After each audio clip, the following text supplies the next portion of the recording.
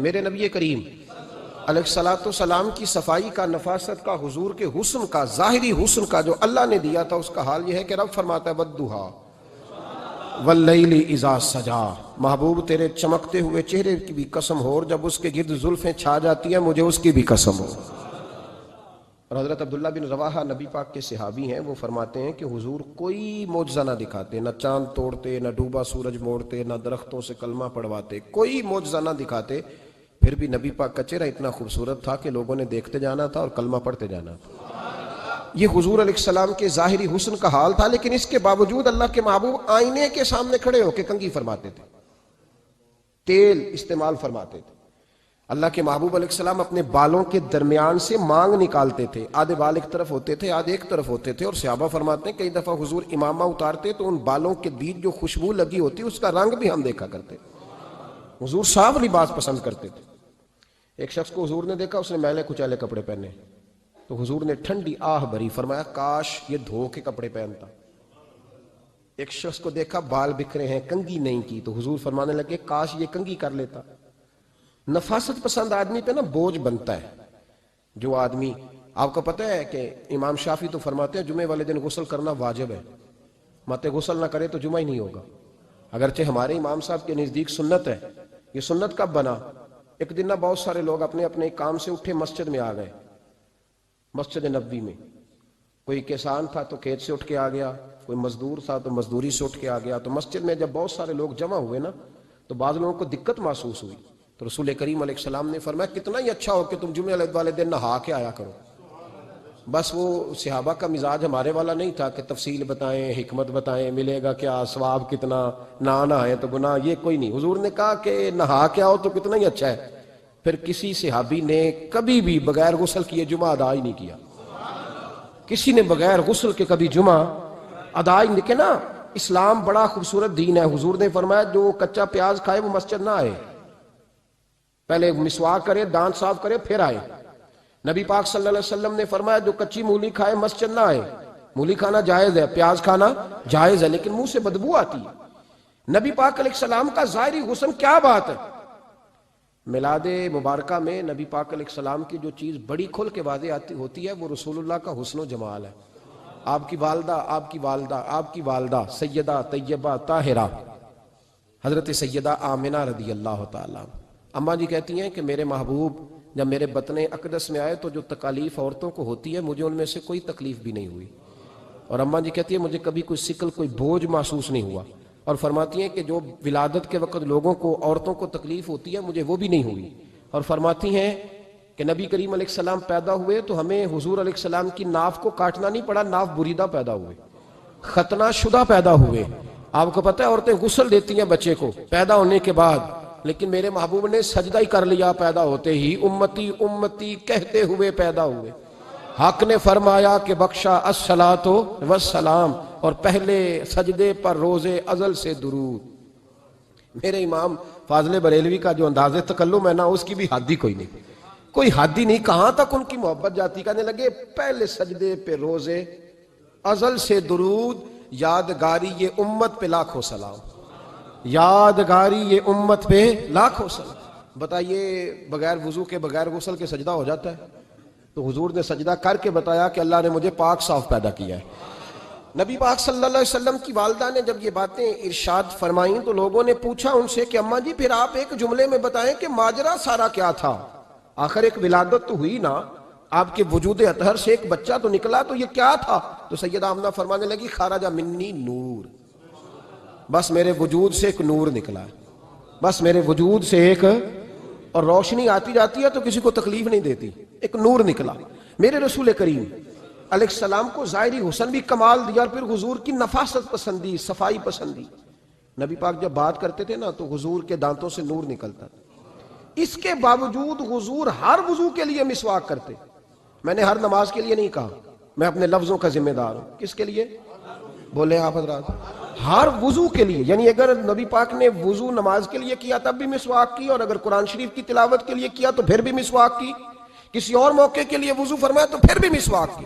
اور سیدہ عائشہ فرماتی ہے جب بھی حضور گھر سے نکلنے لگتے پہلے مسواک فرماتے، حالانکہ رسول پاک کے دندان اقدس تو نور والے تھے، ضرورت ہی نہیں تھی ہماری تعلیم کے لیے نفاست پسندی. ایک بات میں نے شروع کرنی ہے پر آپ نے ناراض نہیں ہونا، پہلے وعدہ کر لیں. جڑے نہیں بولے انہوں نے کی ارادہ ہے ہو جانا ہے. چلو ہو جائے جی، کوئی گل نہیں، خیر ہے، ہو جائیں آپ ناراض. نبی پاک نے بڑی مونچھیں نہیں پسند کی، حضور کو اچھی نہیں لگتی تھی. ایک بات پوچھتا ہوں آپ سے، یہ درد دل ہے میرا اور صرف سمجھانے کے لیے عرض کر رہا ہوں، کوئی تنقید نہیں. اللہ تعالیٰ مجھے نیت کا وضو عطا کرے. ایک بات بتانا، اگر بہو کھانا پکا کے لائے اور سالن سے بال نکل آئے تو پھر اس کا کیا حال ہوتا ہے؟ کئی تو بوڑھے پلیٹ اٹھا کے دیوار میں مارتے ہیں، ایسا ہی ہوتا ہے نا، یہ کیا ہے؟ اور اگر کبھی روٹی سے نکل آئے تو بیوی صاحبہ کا کیا حال ہوتا ہے؟ یہ کوئی طریقہ ہے کھانا پکانے کا؟ اور اللہ تعالیٰ معاف کرے، اگر کبھی ہوٹل میں چلے جائیں امیر لوگ 15,000 کا ڈنر کرنے، تو وہاں کسی سالن کی پلیٹ سے بال نکل آئے تو پھر تو پیسے کیا دینے ہیں، پھر تو ان کو اور جرمانہ ہو جاتا ہے. یہ تو سارے بال نکل آئے تو مشکل. اور ویسے بھی جو نفاست ہے نا طبیعت کی، اس پر بوجھ بنتا ہے. بال کھانے میں ہو، آٹے میں ہو تو بوجھ بنتا ہے. تو بڑی مونچھوں والا دوست، بھائی، بزرگ جب پانی پیے گا تو بال پانی میں جائیں گے کہ نہیں جائیں گے؟ حکیم اور ڈاکٹر کہتے ہیں کہ کینسر کے مرض کا خطرہ ہے. اب باقی بھی راضی نہ ہو، حضور نے بڑی مونچھیں بھی پسند نہیں کی اور چھوٹی داڑھی بھی پسند نہیں کی. حضور نے فرمایا داڑھیاں بڑھاؤ، مونچھوں کو پست کرو، مشرکین کی مخالفت کرو. اور ایک مقام پہ رسول پاک علیہ السلام نے یہاں تک فرمایا کہ جو مونچھیں پست نہیں کرتا وہ ہم میں سے ہے ہی نہیں. نے سخت لفظ. ایک صحابی تھے، آپ یقین کریں نا، کئی دفعہ دوستوں کو کہنا پڑتا ہے اور کئی دفعہ نا مجھے محسوس ہوتا ہے کہ یار ہم روز ہی کہتے ہیں، لیکن کہتے پتہ کیوں ہے کہ بوجھ بنتا ہے وہ بندہ جو اس طرح کی تباہ کے ساتھ آتا ہے، جو حضور نے پسند نہیں کیا. ایک شخص نبی پاک کے سامنے آیا، قاضی عبدالدائم دائم صاحب نے لکھا ہے، بڑی خوبصورت بات لکھی ہے. کہنے لگے حضور کے سامنے وہ اکثر آیا کرتا تھا تو مونچھیں بڑی تھی، حالانکہ داڑھی بھی بڑی تھی، مونچھیں بھی بڑی تھی. 2-4 دفعہ حضور نے باتوں میں تات اللفظ سمجھایا. کچھ بندے نہیں سمجھتے، تات اللفظ سمجھاؤ یا بڑا کھول کے سمجھاؤ پر بات سمجھنے کو تیار نہیں ہوتے. پتہ نہیں کیا ایسا حسن ہے بھئی، جو حسن نبی پاک نے پسند نہیں کیا وہ کبھی حسن ہو سکتا ہے، کبھی خوبصورتی ہو سکتی ہے. وہ کسی کا ذاتی کلچر تو ہو سکتا ہے پر دین کی تہذیب نہیں. نبی کریم علیہ السلام نے کئی دفعہ سمجھایا تو ان کی سمجھ میں بات نہ آئی. ایک دن وہ بیٹھے ہوئے تو حضور نے ایک صحابی سے فرمایا کینچی لاؤ. کہنے لگے میں سمجھ گیا کہ میرے ساتھ کچھ ہونے لگا ہے. ساتھ ہی حضور نے فرمایا ایک مسواک بھی لانا. کہنے لگے میں نے کہا بچت ہو گئی، میرے تو دانت صاف ہے. تو یہ شاید اس کی بات ہونے لگی ہے جس کے دانت بھی ٹھیک نہیں. دونوں چیزیں جب آ گئی نا تو حضور اٹھے اور نبی پاک نے مسواک ان کے ہونٹوں پہ رکھی. اسی سے آبی ہونٹوں کے اوپر مسواک رکھ کے تو اوپر سے حضور نے مونچھیں کاٹ لی. فرمایا یہ نہ ایسا کرو، یہ چیز مجھے پسند نہیں ہے. حضور نے نفاست پسندی کو. اب تو اللہ تعالیٰ خیر کرے، ملانگا آ گئے مارکیٹ میں، ملانگ، درویشی، فقیری، اور ان کے پاس رش بھی زیادہ ہے، ان کے درباروں پہ بھی رش زیادہ ہے. ہاں جی، کہتے ہیں حضرت صاحب درویش آدمی ہے. بھئی روٹی تو پورے ٹائم پہ کھاتا ہے، مونچھیں کٹوانے میں ہی درویش ہو گیا ہے. نہ بال کٹواتا ہے نہ مونچھیں کٹواتا ہے. یہ گرو نانک کی تعلیمات ہیں، یہ نبی پاک کی تعلیم نہیں. وجود کا کوئی بال نہ کٹوانا یہ سکھوں کا طریقہ ہے، مسلمانوں کا یہ انداز. یہ کدھر کی فقیری ہے؟ دین کوئی غلاظتوں والا ہے معاذ اللہ، کہ بابا کپڑے نہیں بدلتا، بابا غسل نہیں کرتا، بابا بال نہیں کٹواتا. بابا ہے پاگل ہے.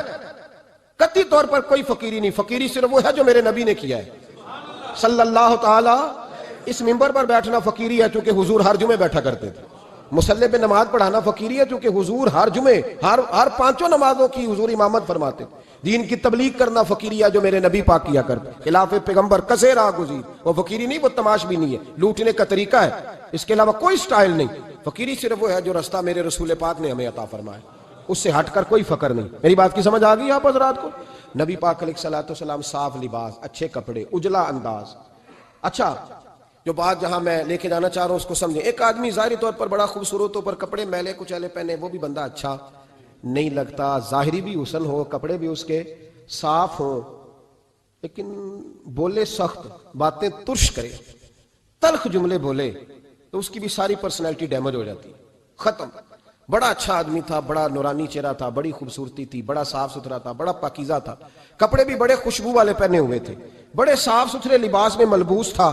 لیکن جب اس نے بات شروع کی اور بزرگ تھا، سفید داڑھی تھی، معاذ اللہ تعالیٰ کسی بچے کو گالی دے دی، اچھا لگتا ہے؟ مجھے بتائیں اس کے پاس بیٹھنے کو دل چاہتا ہے؟ اس کی ساری پرسنالٹی جو ہوتی ہے وہ خراب ہو جاتی ہے. شخصیت کا جو ایک بھرم ہوتا ہے وہ ٹوٹ جاتا ہے. ایک روایت میری نظر سے گزری اور کیا ہی انداز ہے، امام زرقانی نے لکھی. ایک صحابی ہیں حضرت ابو کرسافہ رضی اللہ تعالیٰ عنہ، حضرت ابو کرسافہ رضی اللہ تعالیٰ عنہ فرماتے ہیں میں چھوٹا تھا، میری اماں اور میری خالہ مجھے ساتھ لے گئیں، میں نے کہا کہاں جانا ہے؟ کہنے لگے آؤ نبی پاک کا کلمہ پڑھنے جانا ہے۔ پڑھیے درود شریف صلی اللہ ہو، سارے پڑھیے، پھر پڑھیے ایک دفعہ صلی اللہ تعالیٰ علیہ۔ حضور کا ذکر ہو تو فوراً درود پڑھنا چاہیے۔ نبی کریم علیہ السلام کی بارگاہ میں نا میری خالہ اور میری اماں دونوں مجھے ساتھ لے گئیں کلمہ پڑھنے۔ کہتے ہیں جب ہم حضور کی بارگاہ میں پہنچے، کلمہ پڑھا، واپس آئے تو میری اماں اور میری خالہ آپس میں بات کرنے لگی۔ میری خالہ کہنے لگی تو نے دیکھا ہے ان کا بولنا کتنا مزیدار تھا؟ میری خالہ کہنے لگی تو نے تو وہ دیکھا ہے، لیکن وہ جو غلام آیا تھا اس کے ساتھ ان کا رویہ کتنا پیارا تھا۔ تو نے دیکھا جب وہ کھانا کھا رہے تھے تو پہلا خیال انہوں نے ہمارا کیا۔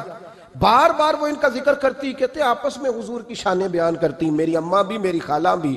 بالآخر بات لمبی ہو گئی تو میری اماں بولی، کہنے لگی بس کر، ہم کتنی عظمتیں بیان کریں گے، مجھے تو 3 باتیں سمجھ میں آئی ہیں۔ کتنی؟ 3 باتیں مجھے سمجھ میں آئی ہیں۔ کہا وہ کیا؟ تو کہنے لگی ما رأینا مثل ھذا الرجل احسن وجھا ولا القى ثوبا ولا البنا کلاما۔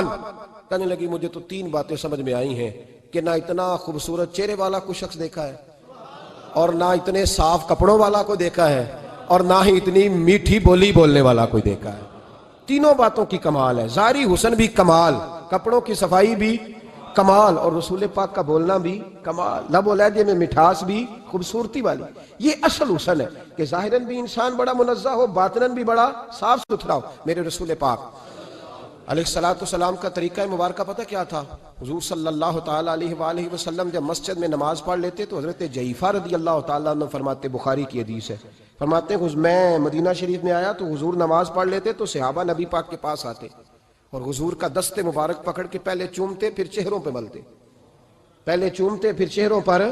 نبی پاک کے صحابہ حضور کے قدم بھی چوما کرتے، قدموں میں جھکا کرتے تھے۔ یہ تو بھائی اس وقت پتہ چلتا ہے جب کسی سے پیار ہو جاتا ہے، جب کسی بندے سے۔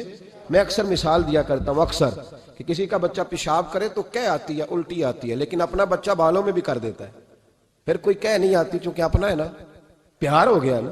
اب وہ کیفیت جب کسی سے محبت ہو جاتی ہے نا تو کچھ چیزیں صرف سمجھنے کی نہیں، کچھ چیزیں ایسی ہوتی ہیں جو محسوس کرنے والی ہوتی۔ اس نے کہا تھا عشق ایک ڈھونگ ہے، میں نے کہا تجھے عشق ہو خدا کرے، پھر کوئی تجھے اس سے جدا کرے، تو اسے تسبیحوں پہ پڑھا کرے، تو اسی کا نام جپا کرے، تو گلی گلی پھرا کرے، پھر میں کہوں کہ عشق ایک ڈھونگ ہے اور تو نہیں کہا کرے، پھر میں کہوں کہ عشق ایک ڈھونگ ہے اور تو۔ اس نے کہا تھا عشق ایک ڈھونگ ہے تو میں نے کہا تجھے عشق ہو خدا کرے۔ بھائی یاد رکھو جب انسان کو محبت ہوتی ہے تو پھر اس کے انداز بدل جاتے ہیں، اس کے طور طریقے تبدیل ہو جاتے ہیں۔ وہ میں اکثر ایک بات کہا کرتا ہوں، میں کہتا ہوں بچہ باہر سے برگر کھا کے آ جاتا ہے رات کو، اماں کہتی بیٹے روٹی کھا لو، کہنا تو سن گوبھی پکائی میں نہیں کھانی، حالانکہ برگر کھا آیا ہے، دور سے کھا آیا ہے، تو اماں اس کو کہتی ہے پھر میں سویاں نہ بنا دوں تھوڑی سی اپنے بیٹے کو، فٹافٹ چاول نہ تجھے ابال دوں، ساتھ میں باریک دال بنا دیتی، کہتا نہیں میری مرضی کا پکاتے ہی نہیں، میں نے نہیں کھانا۔ ایسے اب ابا جو ہے نا، ابا وہ اماں کو سمجھا رہا، کہتا چھڈ پر بھوک لگے گی تو آپ ہی کھا لے گا، تھوڑا ایڈی ٹینشن ہے، ایویں پہ تینوں ستاندا ہے۔ اماں کیا کہتی ہے؟ کہتی نہیں مجھے نیند نہیں آ رہی، کھائے گا تو سکون آئے گا۔ اب اس کو آپ لاکھوں دلیلیں دیں کہ سیاںا بیان ہے، بچہ نہیں ہے، 22 سال کا ہے، 24 سال کا، چھوڑ تو کیا کر رہی ہے؟ لیکن اماں کو کوئی سمجھا سکتا؟ کیوں نہیں سمجھا سکتا کہ اسے اپنے بیٹے سے پیار بڑھائے؟ وہ کیا کرے، وہ مجبور ہے، اس کے دل کی کیفیت اس طرح کی ہے کہ کوئی دنیا کی طاقت اسے سمجھا سکتی؟ سوال ہی نہیں پیدا ہوتا کوئی اسے سمجھا سکے، یہ ممکن کیسے ہو، کیسے سکتا ہے؟ یہ محبت ہے۔ میرے رسول پاک علیہ السلام کے صحابی حضرت جعفہ فرماتے ہیں میں حضور کی بارگاہ میں آیا تو صحابہ کیا کرتے؟ نبی پاک کا دست مبارک پکڑتے، پہلے چومتے پھر چہرے پہ ملتے، بخاری ہے۔ فرماتے میں نے کہا یہ کیا کر رہے ہیں؟ پھر اچانک میرا بھی دل کیا ذرا کر کے تو دیکھو، کچھ چیزیں چکھنے پہ پتہ لگتا ہے کتنی مزیدار ہے۔ کہتے میں بھی قریب گیا، حضور کے دست مبارک میں نے ہاتھ ڈالا، فرماتے ہاتھ پکڑا ہی تھا کہ نبی پاک کا ہاتھ برف سے بھی زیادہ ٹھنڈا، فرماتے ہیں پھر میں نے پکڑ کے چہرے پہ ملا تو کستوری سے زیادہ خوشبو آ رہی تھی دست مبارک۔ فرماتے ہیں اب میرا چھوڑنے کو دل ہی نہیں کر رہا تھا، اب میری طبیعت نہیں مان رہی تھی۔ میرے نبی کریم علیہ السلام اللہ کی دلیل ہیں، ہر پاکیزگی، ہر حسن، ہر کیف اللہ نے اپنے رسول کو عطا فرمایا۔ دنیا کی جتنی غلاظتیں تھیں جب کوئی حضور کے قریب جاتا تھا تو ساری غلاظتیں دور ہو جاتی۔ کما ارسلنا فیکم رسولا منکم یتلو علیکم آیاتنا ویزکیکم، اللہ فرماتے ہیں میرے محبوب تم پر میری آیتیں پڑھیں گے اور تمہیں پاک فرما دیں گے۔ تمہاری ساری ناپاکیاں نبی پاک دور کر دے، ہر غلاظت تم سے دور ہٹ جائے۔ ایک صحابی ہیں حضرت شیبہ بن عثمان رضی اللہ تعالی عنہ، وہ کہتے ہیں میرے والد کو اور میرے چچا کو مسلمانوں نے احد میں قتل کر دیا تھا، میرے دل میں بڑا غصہ تھا، بڑا جلال تھا کہ کبھی مجھے موقع ملے تو میں بدلہ لوں گا۔ کہتے ہیں فتح مکہ کے بعد نبی پاک علیہ السلام حوازن کی جنگ کے لیے نکلے، مجھے پتا چلا حضور جا رہے ہیں، تو میرے اندر شعلے بھڑک رہے تھے انتقام کے۔ روز میں منصوبہ بندی کرتا، پلاننگ کرتا کہ کسی طریقے سے میں ان تک پہنچوں گا اور بدلہ لوں گا۔ کہتے ہیں نبی کریم علیہ السلام نہ حوازن کے لیے پہنچ چکے تھے، فرماتے ہیں میں بھی جنگ میں جا کے شریک ہو گیا، اور میں نے طریقہ اس طرح کا اختیار کیا کہ کسی طریقے میں حضور تک پہنچ جاؤں۔ سمجھ آ رہی ہے میری بات کی؟ نبی کریم علیہ السلام تک کسی طریقے پہنچ جاؤں۔ فرماتے ہیں لڑتے لڑتے، لڑائی کے دو طریقے ہوتے تھے، کبھی تو ایسے ہوتا تھا کہ ایک دو آدمی مل کے آپس میں لڑتے تھے، پھر گمسان کا رن پڑتا تھا، گھمبیر ہو جاتی تھی جنگ، سمجھ نہیں آتی تھی تیر کہاں سے آیا، نیزہ کہاں سے آیا۔ فرماتے جب گمسان کا رن پڑا نا، مجھے موقع مل گیا، میں حضور کے قریب پہنچ گیا۔ حضرت شیبہ بن عثمان رضی اللہ تعالیٰ عنہ کہتے جب میں پہنچ گیا تو میں نے نا دیکھا کہ اب حضور کے قریب لوگ نہیں ہیں۔ فرماتے میں نے نا فوراً تلوار اٹھائی، تلوار اٹھا کے میں حضور کو معاذ اللہ شہید کرنے ہی لگا تھا کہ ایک نور چمکا حضور کے سامنے۔ پڑھیے درود صلی اللہ علیہ وسلم۔ کہتے ایک نور چمکا، اتنی تیزی تھی اس نور میں کہ میری آنکھیں بند ہو گئی، میرے ہاتھ سے تلوار گر گئی، آنکھیں چندھیا گئی میری۔ فرماتے تلوار میرے ہاتھ سے چھوٹ گئی۔ اب جب وہ روشنی مدھم ہوئی نا تو میں نے دیکھا نبی پاک سامنے کھڑے مسکرا رہے ہیں۔ میں نے کر دیا، آپ نے سن لی، ذرا دیکھو تو صحیح، جو تلوار لہرائے اسے دیکھ کے بھی کبھی کو مسکرایا ہے، جس نے تلوار ہی لہرا دی، جو شہید کرنے ہی لگا تھا، پہنچ گیا تھا۔ لیکن یہ اخلاق میرے رسول پاک کا ہے صلی اللہ اعلیٰ حضرت فاضل بریلوی کا ایک شعر میں نے پڑھا۔ کئی کچھ چیزیں ایسی ہوتی ہیں جو بس نا وہ آتی تو سامنے ہیں لیکن وہ اتنا لطف دے جاتی ہیں کہ ٹھنڈا ہو جاتا ہے مزاج۔ رات کو میں شعر پڑھ رہا تھا اعلیٰ حضرت کا فاضل بریلوی رحمت، اور میں نے شعر پڑھا تو مجھے اچھا لگا سنانا۔ ایک دوست کو میں نے فون کیا، میں نے کہا یار ذرا شعر تو سن لے، یہ پہلی دفعہ نظر سے گزرا ہے، ابھی سیدھا سادہ لیکن روح تک اتر گیا۔ اعلیٰ حضرت فرمانے لگے نبی پاک کے بارے میں، فرمانے لگے سیدھی سیدھی روش پر کروڑوں درود، سیدھی سیدھی روش پر، بالکل سیدھی ہے حضور کی باتیں، کسی پیچیدگی کی ضرورت نہیں۔ کہنے لگے سیدھی سیدھی روش پر کروڑوں درود، سادی سادی طبیعت پہ لاکھوں سلام، سادی سادی طبیعت پہ سیدھی سیدھی روش پر کروڑوں درود اور سادی سادی طبیعت پہ لاکھوں سلام۔ میرے نبی کریم صلی اللہ علیہ وسلم مجھے دیکھ کے مسکرائے، اور فرمایا جب حضور مسکرائے نا تو میں نبی کریم علیہ السلام کو دیکھ کے حیران ہوا کہ میں نے تلوار تانی تھی اور حضور نے مسکرانا شروع کیا۔ فرماتے اب حضور نے مجھے بلایا، آواز کے ساتھ نہیں بلایا، حضور نے اشارہ کیا یوں کر کے، فرمایا ادھر آؤ نا۔ فرماتے مجھے اب یہ بھی سمجھ نہیں آئی کہ کس نے مجھے اٹھا کے حضور کے قریب کر دیا۔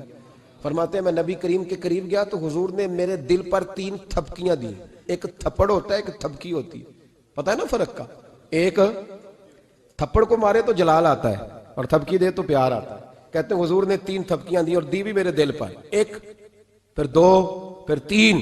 کہتے ہیں پہلی تھپکی دی تو میرے اندر سے کفر نکل گیا، دوسری تھپکی دی تو میرے اندر ایمان داخل ہو گیا، اور تیسری تھپکی جب نبی پاک علیہ السلام نے دی تو مجھے ہر چیز سے بڑھ کر رسول اللہ سے پیار ہو گیا، محبت ہو گئی نبی کریم سے۔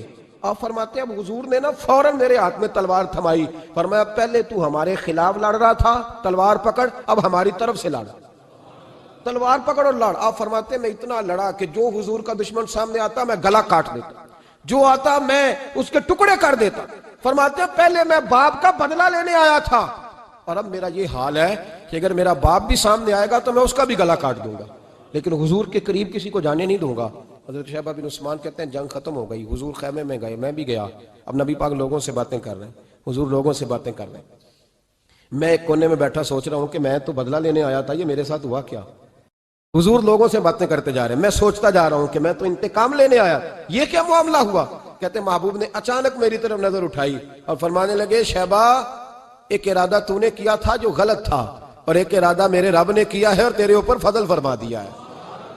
فرماتے حضور نے اب مجھ سے فرمایا کوئی خواہش ہو تو بتاؤ، مانگ لو کچھ مانگنا ہے تو۔ میں نے عرض کی یا رسول اللہ میری بخشش کی دعا کر دیں، بڑا میرا خوفناک ماضی ہے، میں اسلام کا بڑا دشمن رہا ہوں، حضور دعا کر دیں یاد ماضی عذاب ہے یا رب، چھین لے مجھ سے حافظہ میرا، یا رسول اللہ بڑے گناہ ہیں میرے، دعا کر دیں۔ کہتے میں نے دعا کے لیے کہا اور حضور پھر دوسرے لوگوں سے باتیں کرنے لگے، کبھی اس سے کبھی اس سے کبھی اس سے۔ میں سوچنے لگا کہ میری بات کا کوئی جواب ہی نہیں آیا۔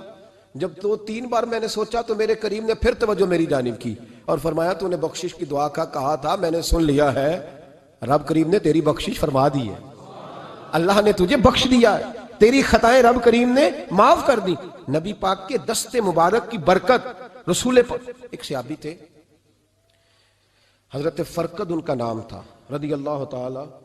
پہلے نا میں جب گفتگو کیا کرتا تھا نا تو میں صحابہ کا نام نہیں لیتا تھا، میں کہتا تھا ایک صحابی فرماتے ہیں، چونکہ صحابہ کے نام مشکل تھے، لوگوں کو یاد نہیں رہتے۔ ایک دن میرے دل میں خیال آیا کہ نام لیں گے نہیں تو انہیں آئیں گے کیسے، چلو خود کسی کو یاد ہو جائے گا، تو مجھے اچھا لگا۔ پچھلی دفعہ میں نے حضرت سعد بن ناجیہ کا نام لیا تو مجھ سے میرے دوستوں نے کہا ذرا لکھ کے دیں کیا نام تھا۔ مجھے خوشی ہوئی کہ یار اگر یہ لفظ کہے جائیں گے تو لوگوں کو دلچسپی ہوگی۔ حضرت فرقد ایک صحابی تھے، اور یہ وہ صحابی ہیں جنہوں نے حضرت عمر کے زمانے میں موصل کا علاقہ فتح کیا تھا، بڑے دلیر تھے، ان کی 4 بیویاں تھیں۔ وہ کہتے ہیں جب بھی یہ گھر میں آتے تو خوشبو اتنی اعلیٰ لگا کے آتے کہ ہم حیران ہو جاتی۔ عورتیں زیادہ تیاری کرتی ہیں نا مردوں سے کہ نہیں؟ کیا آج کل مرد زیادہ کرتے ہیں؟ چلو میں درد چھوڑو، میں اپنی اصلاح کرنا، تسی دوواں گلاں تے انجن کیتا ہے، اب پتہ نہیں سچ کیا ہے، کون زیادہ تیاری کرتا ہے؟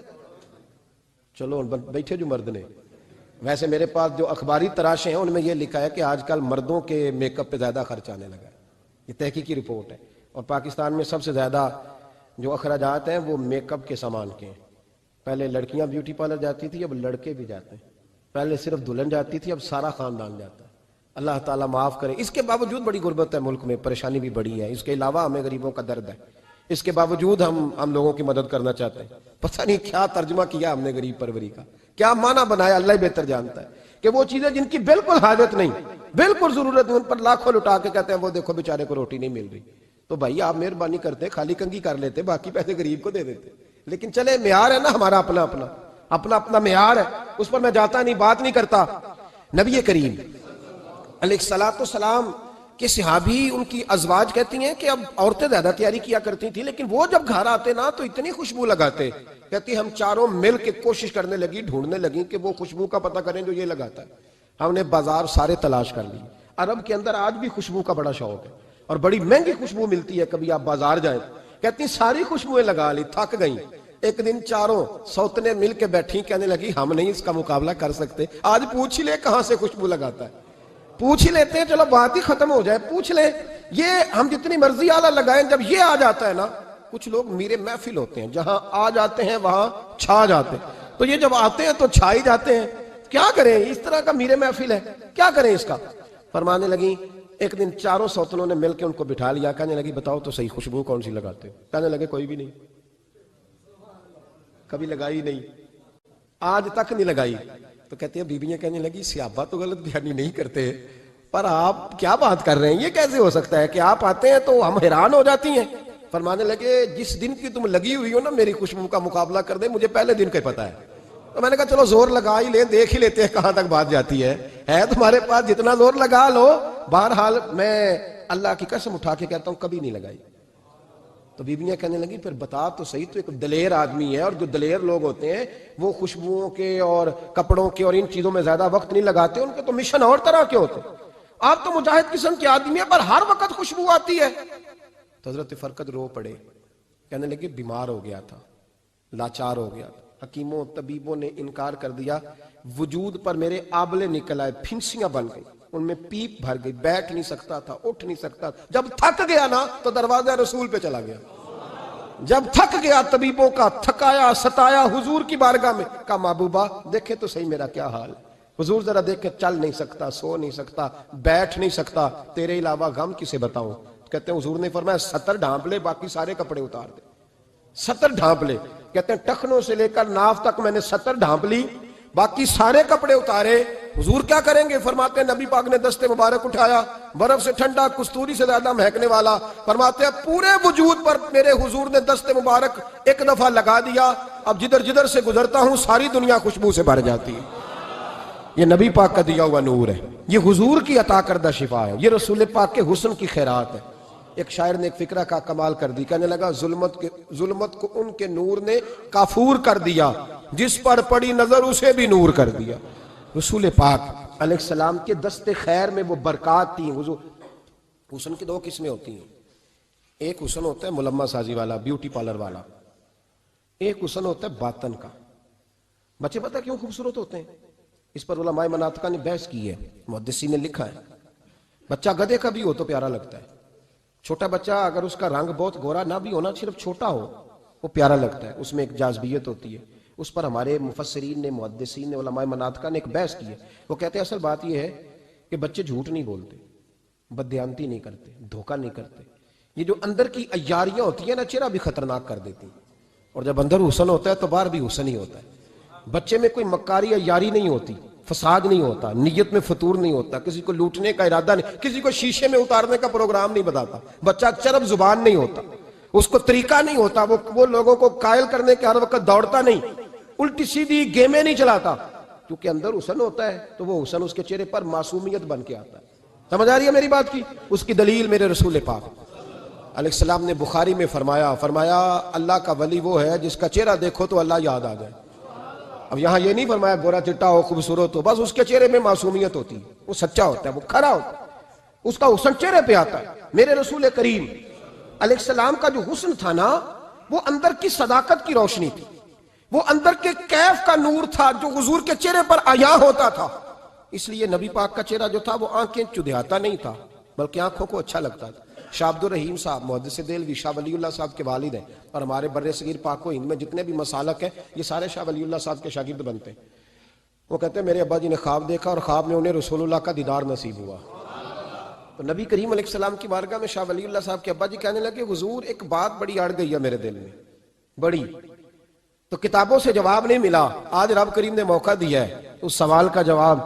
تو عبد الرحیم پوچھو کہ یا رسول اللہ حضرت یوسف کا حسن دیکھ کے لوگوں نے انگلیاں کاٹ لی، پر آپ کو تکنے والے تکتے ہی رہے، کوئی بھی ہوش نہیں ہوا، کسی نے انگلی نہیں کاٹی۔ تو کہتے ہیں محبوب نے فرمایا عبد الرحیم رب کریم نے اپنی غیرت کے ساتھ میرے حسن پر 70,000 پردے ڈالے، یہی بہتر ہے کہ پردوں میں وہ پردہ پوش رہے، وہ اگر پردے اٹھا دے تو کسے ہوش رہے۔ فرمایا 70,000 پردوں میں چھپا ہوا حسن ہے، ورنہ کسی کی طاقت تھی کوئی بات کر سکتا، جرت تھی کسی شخص کی؟ میرے حبیب پاک سید عالم حضرت عبداللہ ابن سلام رضی اللہ تعالیٰ عنہ اہل یہود کے بڑے عالم تھے۔ فرماتے ہیں میں تورات زبور انجیل کا جاننے والا تھا۔ جس دن حضور مدینہ طیبہ آئے، قصوہ نامی اونٹنی پر بیٹھے تھے، میں حضور سے مناظرہ کرنے، بحث کرنے آیا، میرے ساتھ میرے شاگرد تھے، ارادہ تھا بحث کروں گا، نبی پاک کو بڑے معاذ اللہ کڑوے کڑوے سوال کروں گا۔ کہتے ہیں حضور بیٹھے تھے قصوہ نامی اونٹنی پہ اور گردن مبارک جھکی ہوئی، ہونٹوں پر حضور کے زیر لب ہلکی سی مسکراہٹ تھی۔ نبی پاک تھوڑا بولتے تھے پر جتنا بولتے تھے وہ دلوں میں اترتا جاتا تھا۔ فرماتے ہیں میں جب گیا نا، میرے شاگرد ساتھ تھے، مناظرہ کرنے گیا، مناظرہ، شاگرد ساتھ تھے۔ فرماتے ہیں میں بڑے سوالات تیار کر کے گیا، پر حضور گھوڑے پہ بیٹھے تھے، دو باتیں میں نے سنی۔ حضور نے فرمایا رشتہ داروں سے اچھا سلوک کرو، اپنے غلاموں کا خیال کرو۔ کہتے ہیں وہ شاگرد مجھے دھکے دینے لگے، کہنے لگے چل استاد جی آگے ہو، کرو سوال، چلو نا آگے بڑھو نا آگے۔ یہ کئی دفعہ نعرے لگانے والے بھی مروا دیتے ہیں نا، چلو نا چلو آگے، چلو بڑھو آگے، کرو بات، آؤ نا۔ کہتے ہیں میں ذرا آگے بڑھا، دھکا دیا انہوں نے۔ فرماتے ہیں میں آگے بڑھا اور میں نے قریب محبوب کے قریب جا کے کہا حضور مجھے کلمہ پڑھا دے، میں مسلمان ہونے آیا ہوں۔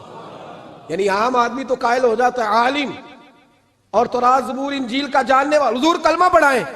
کہتے ہیں میں واپس آیا نا کلمہ پڑھ کے، تو شاگرد کہنے لگے استاد جی آپ تو مناظرہ کرنے آئے تھے، یہ کیا ہوا؟ تو یہ لفظ ہے حضرت عبداللہ ابن سلام کے، فرمانے لگے تم نے نبی پاک کا چہرہ نہیں دیکھا، ان کی آنکھوں کی روشنی نہیں دیکھی، تم نے چہرے کی معصومیت نہیں دیکھی، لب و لہجے کا وقار نہیں دیکھا؟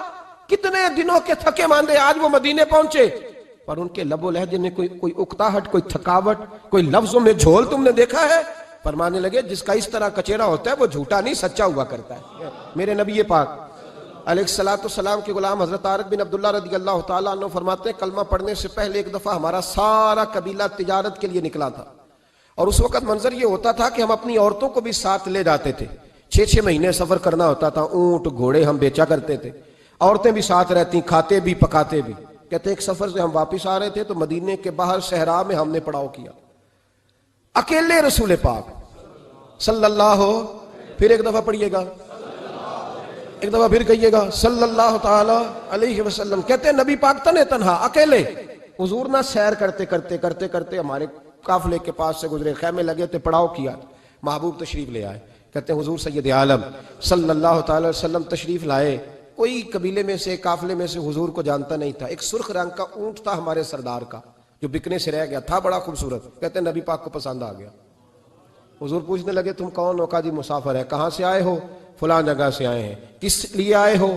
ہم تجارت کی غرض سے نکلے. اونٹ بیچو گے؟ بیچنا ہے. کتنے کا؟ سودا طے ہوا.